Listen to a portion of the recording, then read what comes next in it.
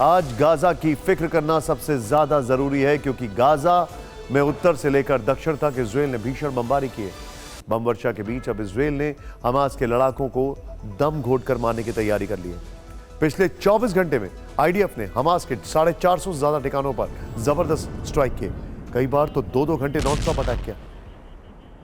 कई बिल्डिंग्स नेस्तनाबूद कर दी गई हैं। सबसे बड़ी खबर यह है कि अब गाजा युद्ध में पहली बार केमिकल वेपन की एंट्री हो गई है। ऐसे सबूत दिखाई दे रहे हैं। क्या हमास लड़ाकों को तड़पा कर मारने की तैयारी है?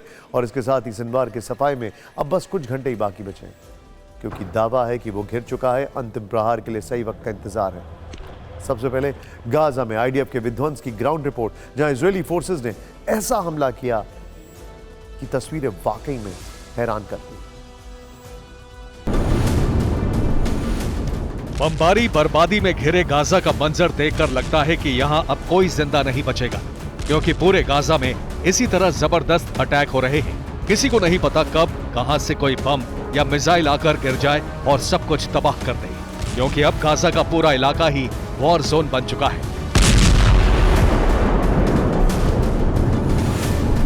ये तस्वीरें देखिए, गाजा में आईडीएफ ने भीषण एयर स्ट्राइक की। कई इमारतों को जमींदोज कर दिया। धुएं के गुबार से तबाही का अंदाजा लगाना मुश्किल नहीं है। हमले में 17 लोगों के मारे जाने का दावा है।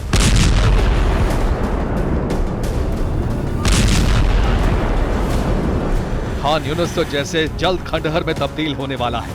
तस्वीरें यही तस्दीक कर रही हैं। खान यूनुस में इजरायली वॉरप्लेन ने जबरदस्त बमबारी की है। कई इलाकों को दहला कर रख दिया है। बीते 24 घंटों में इजरायल ने उत्तर से लेकर दक्षिणी गाजा तक बहुत तेज हमले किए हैं। जबालिया कैंप इलाके में नगरपालिका की बिल्डिंग को टारगेट किया गया। आईडीएफ ने स्ट्राइक कर बिल्डिंग को जमींदोज कर दिया। दावा है कि इस बिल्डिंग में हमास के लड़ाकों ने पनाह ली हुई थी। आईडीएफ लगातार दावा करता रहा है कि हमास के लड़ाकों ने स्कूलों, अस्पतालों समेत सार्वजनिक स्थानों को अपना ठिकाना बनाया हुआ है। इसी दावे के साथ इजरायली फोर्सेस ने फिलिस्तीन यूनिवर्सिटी की इमारत को निशाना बनाया। ग्राउंड ऑपरेशन में बिल्डिंग का वजूद ही मिटा दिया। आईडीएफ अब पूरे गाजा में ऑपरेशन कर रही है। आईडीएफ के जवान और टैंक फिलिस्तीन स्क्वायर तक पहुंच चुके हैं और हमलों को अंजाम दे रहे हैं। दावा किया जा रहा है कि गाजा जंग में केमिकल वेपन की एंट्री हो चुकी है। जबालिया कैंप की तस्वीरें देखकर इजरायल पर केमिकल अटैक का आरोप लग रहा है, क्योंकि पूरा जबालिया कैंप जहरीले धुएं की चपेट में आ गया है और लोगों को सांस लेने में तकलीफ हो रही है। हालात ये हैं कि जान बचाने के लिए लोगों को मास्क पहनना पड़ रहा है। केमिकल अटैक के आरोपों के बीच देर अल बलहा इलाके में इजरायल ने बीती रात फास्फोरस बम दागे।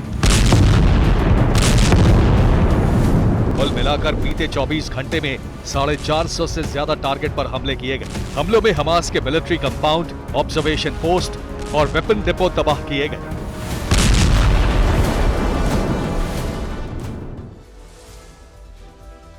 इजरायली फोर्सेस पर गाजा में लोगों को जिंदा जलाकर मारने के आरोप लग रहे हैं। आरोपों के पीछे हमले और आग की ये तस्वीरें हैं। दावा है कि आईडीएफ ने उत्तरी गाजा के एक शेल्टर कैंप पर भीषण बमबारी की। बमबारी के बाद कैंप में आग की लपटें साफ देखने को मिली। इस आगजनी की चपेट में आकर कई लोग जिंदा जल गए हैं। हालांकि इस दावे की कोई आधिकारिक पुष्टि नहीं हो पाई है। इस बीच हमास का डिप्टी चीफ याह्या सिनवार कहां है? ये सवाल जस का तस है।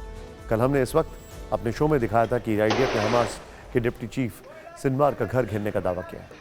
आईडीएफ ने अपने दावे को पुख्ता साबित करने के लिए एक वीडियो भी जारी किया था। वो वीडियो आपके टीवी स्क्रीन पर है। याह्या सिनवार यानी गाजा का लादेन और 7 अक्टूबर के हमले का मास्टरमाइंड, आज उसी याह्या सिनवार की लोकेशन पर एक बड़ा अपडेट आया है। आईडीएफ ने याह्या सिनवार को लेकर एक और दावा किया। ये दावा क्या है और आईडीएफ के दावे को हमास ने कैसे काउंटर किया, ये रिपोर्ट देखें।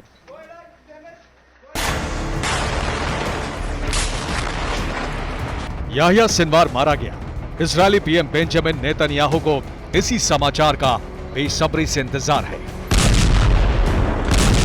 आईडीएफ की तरफ से याह्या सिनवार को कभी सुरंग में घेरने का दावा होता है, कभी सिनवार के घर की घेराबंदी की खबरें आती हैं। हालांकि सिनवार का पता नहीं चलता। अपनी जान बचाने के लिए सिनवार लगातार अपनी लोकेशन बदल रहा है। पहले पता चला कि सिनवार दक्षिणी गाजा में सुरंग में छिपा है, लेकिन कोई सुराग नहीं मिला। इसके बाद खान यूनुस में उसके घर की घेराबंदी का बाकायदा वीडियो सामने आया, लेकिन सिनवार नहीं मिला।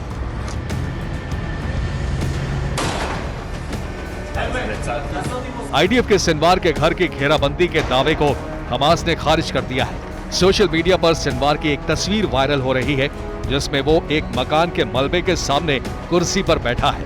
तस्वीर को लेकर दावा है कि ये साल 2021 की है, जब इजरायली एयर स्ट्राइक में उसका घर नष्ट हो गया था।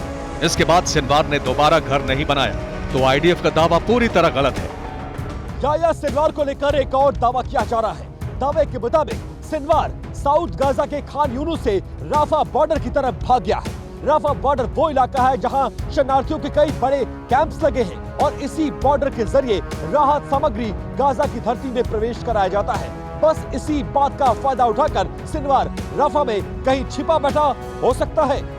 शायद यही वजह है कि इजरायली एयरफोर्स ने राफा के इलाके में एयर स्ट्राइक की। इस स्ट्राइक में 7 लोगों की मौत हुई और 21 लोगों के घायल होने का दावा है।